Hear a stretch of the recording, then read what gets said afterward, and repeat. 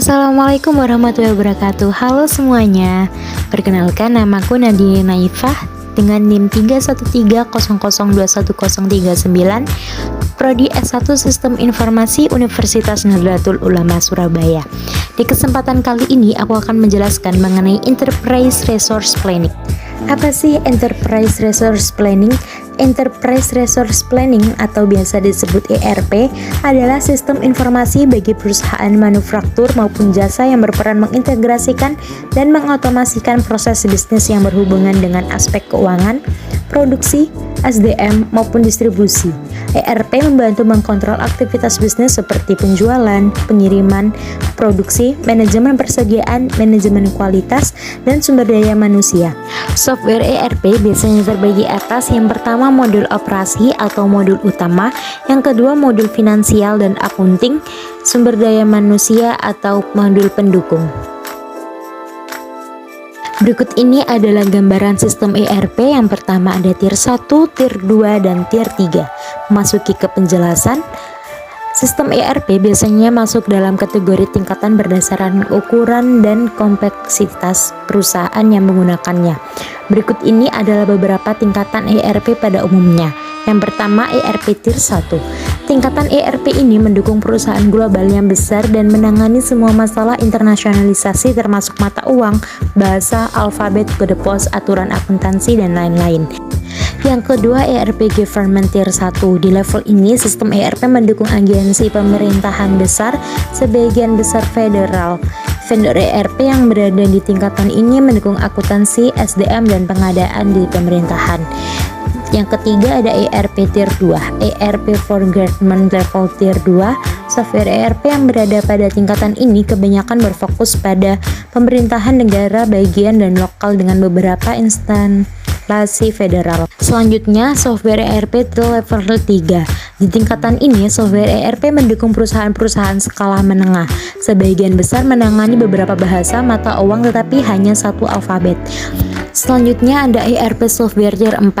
Pada tingkatan ini dirancang untuk bisnis kecil. Sistem ERP untuk usaha mikro biasanya fokus pada akuntansi, dan para profesional IT sering tidak menganggapnya sebagai sistem ERP lengkap. Mengapa banyak perusahaan memilih ERP? Yang pertama, untuk mengintegrasikan informasi keuangan. Yang kedua, untuk mengelola pesanan dan persediaan. Yang ketiga, untuk mengelola dan menganalisis pelanggan. Yang keempat, untuk menstandarisasi dan mempercepat produksi. Yang kelima, untuk mengelola HR dan menangani pengadaan. Dan yang terakhir yaitu membuat berbagai laporan. Mengapa ERP penting bagi perusahaan? Sistem ERP telah menjadi solusi bagi perusahaan yang ingin memanfaatkan sumber daya dengan bijak. ERP dapat membantu perusahaan dalam mengalokasikan kembali SDM dan keuangan atau membangun proses yang lebih efisien tanpa mengorbankan kualitas atau kinerja. Tak hanya itu, ERP juga merupakan aset dalam hal perancangan dan koordinasi. Karyawan dapat melihat inventaris yang tersedia saat ini dan pesanan pelanggan secara detail, kemudian membandingkan pesanan pembelian supplier dan memperkirakan permintaan di masa yang mendatang. Jika perlu, mereka dapat membuat penyesuaian untuk menghindari masalah yang tidak diinginkan. Penggunaan ERP mampu meningkatkan komunikasi dan kolaborasi karena karyawan dapat memeriksa status departemen lain untuk membantu dalam pengambilan keputusan. Sebagai sumber data yang komprehensif, sistem ERP juga menyediakan sejumlah laporan yang bersifat analitis serta dapat menjadi berbeda dengan perusahaan lain. Implementasi ERP. Saat ini ada 3 jenis pengembangan ERP yang diimplementasikan oleh banyak perusahaan, yaitu on-premise atau konvensional, cloud, dan hybrid. Berikut ini adalah penjelasan dari on-premise ERP, cloud ERP, dan hybrid ERP.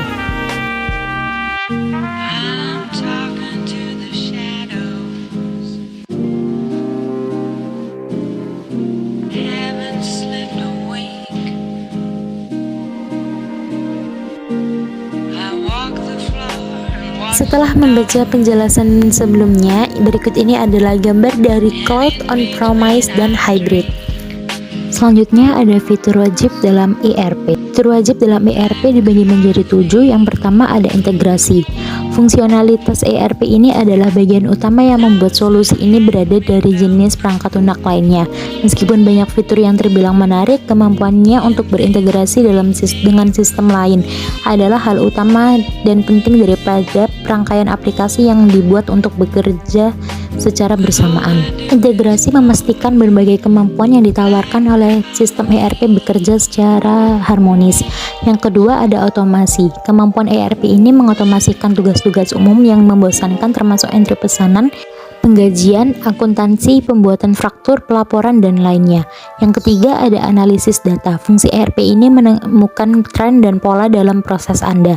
Hal ini memungkinkan pengguna untuk merefleksikan efektivitas tugas tertentu, selain memberikan perkiraan untuk keputusan bisnis di masa mendatang. ERP menganalisis data yang berkaitan dengan semua operasi bisnis, termasuk data klien, statistik produksi, data penjualan, dan banyak lagi. Selanjutnya 4. Pelaporan. ERP menyediakan laporan rinci yang intuitif, dapat ditindaklanjuti, dan relevan. Selain itu, memungkinkan penelusuran lengkap, memastikan setiap kesalahan, ketidakkonsistenan, dan proses yang dipertanyakan dapat dilacak, diperbaiki, dan dicegah. 5. Manajemen hubungan pelanggan. Perangkat lunak manajemen hubungan pelanggan atau CRM bermanfaat karena beberapa alasan. Pertama, CRM adalah pilihan yang bagus untuk perusahaan yang berbasis pelangganannya menjadi terlalu besar untuk spreadsheet. Spreadsheet berfungsi dengan baik sampai Anda menghabiskan lebih banyak waktu untuk memperbaruinya daripada benar-benar menggunakannya untuk mencari informasi. 6. Akuntansi. Manajemen keuangan adalah salah satu fungsi terpenting dalam bisnis apapun. Dengan demikian, ERP yang baik adalah memiliki alat akuntansi yang kuat.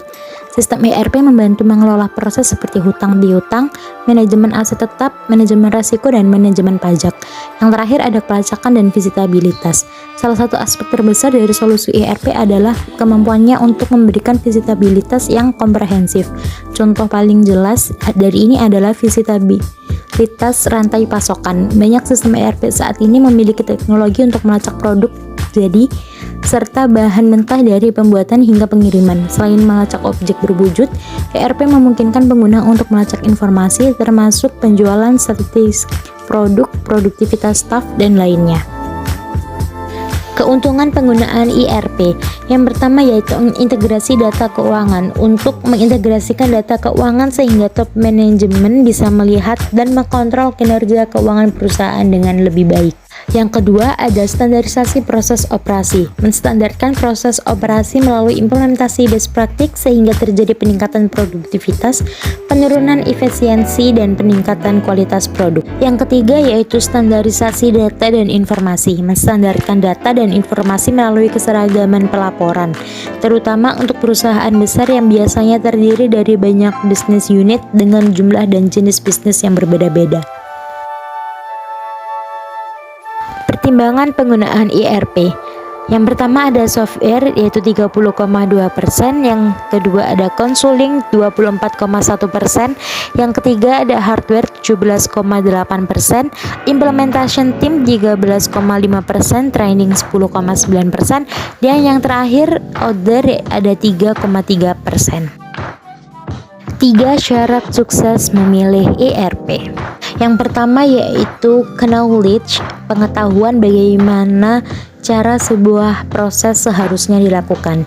Yang kedua ada experience, pemahaman terhadap kenyataan tentang bagaimana sebuah proses seharusnya dikerjakan dengan kemungkinan munculnya permasalahan. Knowledge tanpa experience menyebabkan orang membuat perencanaan yang terlihat sempurna, tetapi kemudian terbukti tidak bisa diimplementasikan. Experience tanpa knowledge bisa menyebabkan terulangnya atau terakumulasi kesalahan dan kekeliruan karena tidak dibekali dengan pemahaman yang cukup.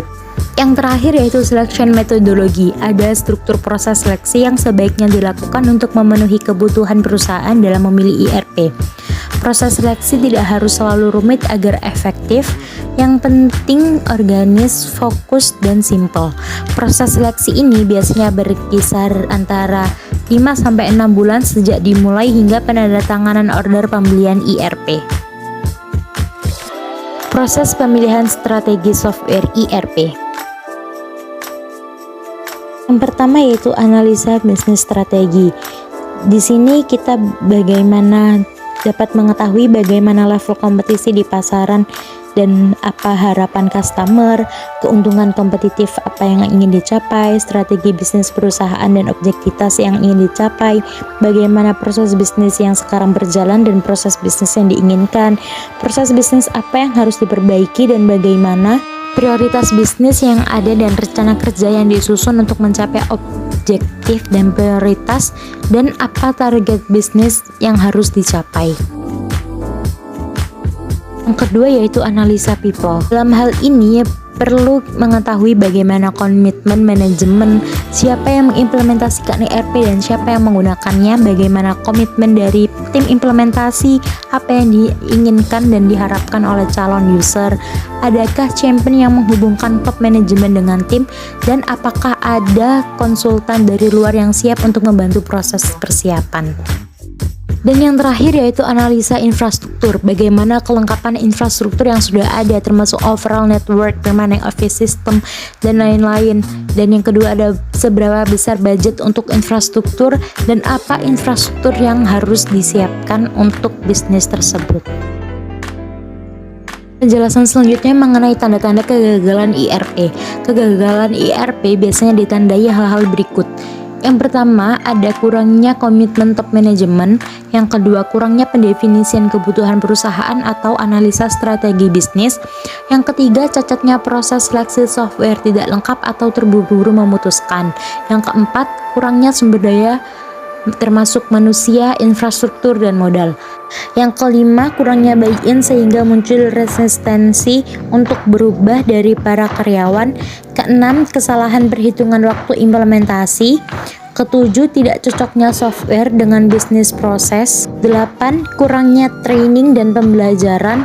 9, cacatnya project design dan manajemen. 10, kurangnya komunikasi, dan yang terakhir saran penghematan yang menyesatkan.